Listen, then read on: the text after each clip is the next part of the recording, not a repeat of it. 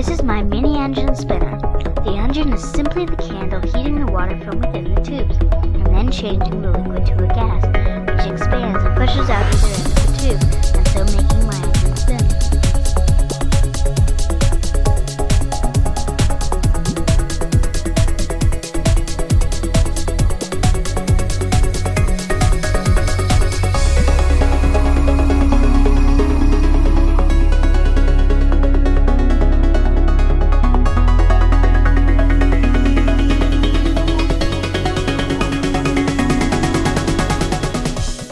My spinner, I cut off the top of a juice bottle and drilled 2 holes on either side.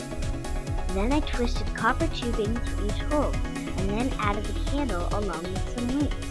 Pretty simple.